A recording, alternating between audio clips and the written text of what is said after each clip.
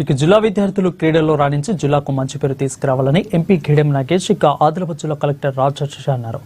జాతీయ క్రీడా దినోత్సవం సందర్భంగా శుక్రవారం టీటీడీ కళ్యాణ మండపం ఇక ఇందిరా ప్రియదర్శిని స్టేడియంలో ప్రత్యేక కార్యక్రమాలు చేపట్టారు. భారత హాకీ క్రీడాకారుడు మేజర్ ధ్యాన్ చంద్ చిత్రపటానికి పూలమాలలు వేసి నివాళులర్పించారు. ఇక అనంతరం క్రీడలలో ప్రతిభ కనబరిచిన విద్యార్థులకు మెమెంటోలు అందజేశారు. క్రీడా మహోత్సవం లాకిన్ను ముఖ్య అతిథులుగా ప్రారంభించారు.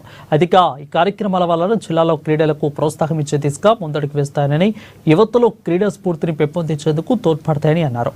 మేజర్ ధ్యాన్ చంద్ భారత హాకీ జట్లకు ఒలింపిక్స్ లో 3 బంగారు పథకాలు అందించి దేశ ఖ్యాతిని ప్రపంచానికి పరిచయం చేశారని అన్నారు.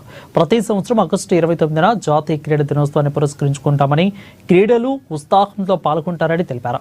ఇక పోటీతత్వం, సహకారం, శారీరక శ్రేయస్సు యొక్క శక్తివంతమైన జ్ఞాపకార్థం ఈ రోజు అని అన్నారు. ఈ ప్రత్యేక రోజు క్యాలెండర్లో మాత్రమే కాదు, హాకీ మైదానంలో అతని మాయ సామర్థ్యాలు దేశానికి ఎంతో పేరు తెచ్చాయని అన్నారు. జాతీయ క్రీడా దినోత్సవం పురస్కరించుకుని 1 గంట కేల్కే మైదానమే అనే థీమ్తో ఫిట్ ఇండియా ఉద్యమం 3 రోజుల పాటు దేశవ్యాప్తంగా కొనసాగుతుందని అన్నారు.